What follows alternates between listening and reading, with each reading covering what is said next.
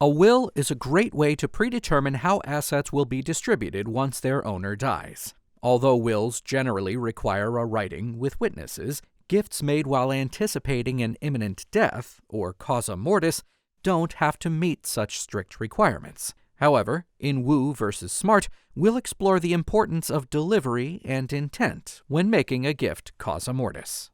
William Yee and S. Hing Woo had an intimate relationship for 19 years. 4 years after Yee was diagnosed with coronary heart disease, Yee felt terrible and believed that his death was near.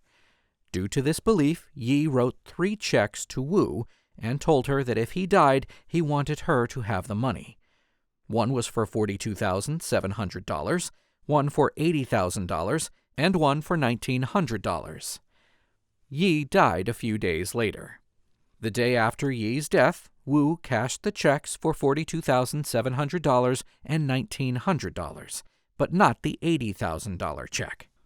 9 months later, the administrator of Yee's estate, John Smart, filed a complaint against Woo and sought declaratory judgment in a Virginia trial court. Smart argued that the checks weren't effective gifts because they weren't presented for payment prior to Yee's death. He asked the court to declare that Woo wasn't entitled to cash the $80,000 check and to require Woo to return the money from the 2 checks she had already cashed.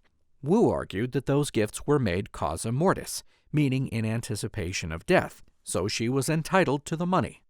Because the money wasn't delivered to Woo before Yee's death, the trial court ruled that they weren't gifts made causa mortis. Woo appealed to the Virginia Supreme Court.